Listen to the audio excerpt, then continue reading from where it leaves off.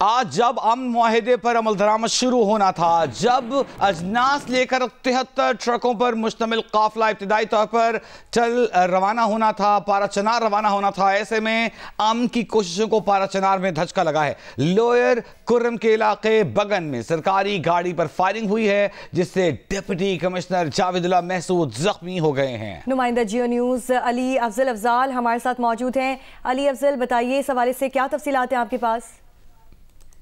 जी, जिला कुर्रम के इलाके बगन से इंतहाई अफसोसनाक खबर मिली है, जहां पे डिप्टी कमिश्नर समेत जिला इंतजामिया के एहलकारों पर फायरिंग का वाक़या पेश आया है, जिसमें डिप्टी कमिश्नर जिला कुर्रम जावेदुल्लाह महसूद और दीगर FC एहलकार जख्मी हो गए हैं। डॉक्टरों का कहना है कि जावेदुल्लाह महसूद को खून दिया जा रहा है, क्योंकि उन्हें खून की ज़रूरत है और उन्हें फौरी तौर ऑपरेशन थिएटर मुंतकिल किया गया है। जबकि बगन लोअर कुर्रम का इलाका है, वहाँ पे 21 नवंबर को भी कन्वाई पर हमला हुआ था, जिसमें ख़वातीन और बच्चों समेत तकरीबन 50 लोग मारे गए थे। आज डिप्टी कमिश्नर पुलिस और इंतजामिया के हमरा वहाँ कन्वाई के लिए रास्ता क्लियर करने की कोशिश कर रहा था कि इस दौरान उस पर हमला हुआ है।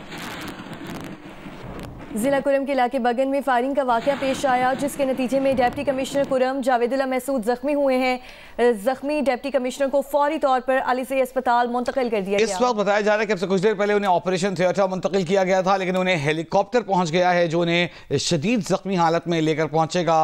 पेशावर वापस लाया जाएगा, उन्हें टल से पारा चनार से पेशावर लाया जाएगा, जहाँ उनका इलाज किया जाएगा। हमारे साथ मौजूद हैं नुमाइंदा जियो न्यूज़ रसूल दावड़। रसूल, क्या ताज़ा तरीन सूरत हाल है? जी बिल्कुल, इस वक्त हम टल के किले के सामने मौजूद है। यहाँ पे बहुत सारी गाड़ियाँ, वो गाड़ियाँ जो जिन्हें पारा चनार जाना था, इसमें अशिया खुर्दनोश की चीज़ें हैं, इसमें गैस सिलेंडर है। आज ये गाड़ियाँ यहाँ पे खड़ी है, लेकिन इतलात ये आ रही है कि चूँकि डिप्टी कमिश्नर और इसके अलावा बाकी जो इंतज़ामिया है वो इस कन्वाई से पहले जाके बगन के करीब रोड क्लियर करने के हवाले से वहाँ पे पहुँचे थे, लेकिन वहाँ पे कुछ तलख कलामी भी हुई है, तपाई हुई है और इसके अलावा कुछ फायरिंग की भी आवाज़ यानी इतलात आ रही है, जिसमें कहा जा रहा है कि 4 के करीब एहलकार उसमें ज़ख्मी है। और इसके अलावा ये भी कहा जा रहा है कि जावेदुल्लाह महसूद जो डिप्टी कमिश्नर कुर्रम है, उसके ज़ख्मी होने की भी इतलात आ रही है। और साथ साथ ये कहा जा रहा है कि पेशावर से एक हेलीकॉप्टर के ज़रिए से इसको मुंतकिल करने की कोशिश की जा रही है। अब यहाँ पे ये जो गाड़ियाँ खड़ी है, जिन्हें पारा चनार जाना था, चूँकि अब ये प्रोमीद थे कि रास्ता खुल जाएगा, लेकिन एक नाखुशगवार वाक़या पेश आया है, जिसकी वजह से अब शायद ये रास्ता खुल ना सके। हम इंतज़ार कर रहे हैं, ज़िली इंतज़ामिया फोर्सेस के लोग यहाँ पे कोशिश कर रहे हैं कि किसी तरीके से रास्ता खोले और ये गाड़ियाँ जो है इनको इजाज़त मिले और ये पारा चनार तक पहुँच जाए। जी, एक वक्त में जब 45 दिनों की मेहनत के बाद एक अमन मुआहिदा तश्कील पाया और आज तय पाया, दस्तखत हुए फरीक़ैन की जानिब से, आज काफ़िले रवाना होने थे, ऐसे में एक नाखुशगवार वाक़े ने सब कुछ बिखेर कर रख दिया है।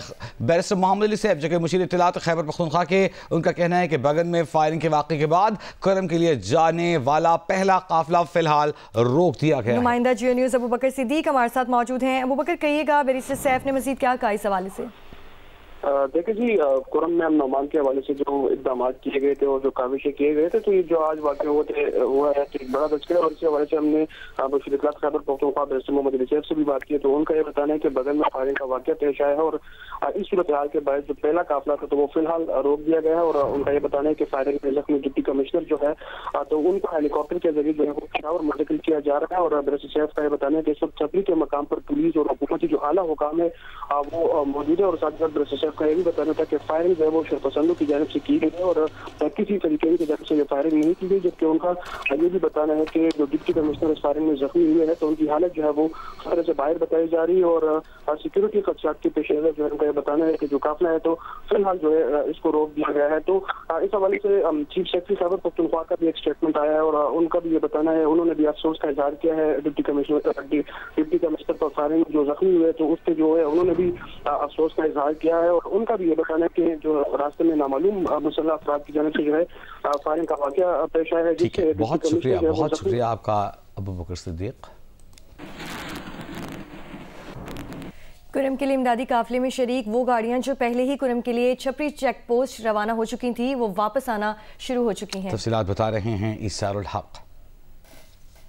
जी बिल्कुल, इस वक्त मैं हंगू कुरम और टल के बॉर्डर के करीब मौजूद हूँ। आज चूँकि लोअर कुरम, सेंट्रल कुरम और अपर कुरम के लिए जो काफ़िले रवाना होने थे, लेकिन लोअर कुरम, बगन और मुख्तलिफ़ इलाकों में फायरिंग की वजह से और डिप्टी कमिश्नर और साथ में 4 फ्रंटियर कंस्टेबलरी के एहलकारों के ज़ख्मी होने की इतलात के बाद जो काफ़िले कुरम के बॉर्डर छपरी चेक पोस्ट तक गए थे, वहाँ से वो गाड़ियाँ वापस टल की तरफ रवाना हो गए हैं। इतलात के मुताबिक आज की जो कन्वाई कुरम की तरफ रवाना होनी थी, अब उसको फ़िलहाल रुका दिया गया है और जो गाड़ियाँ छपरी चेक पोस्ट तक गए थे उनको वापस टल की तरफ रवाना कर दी गई है।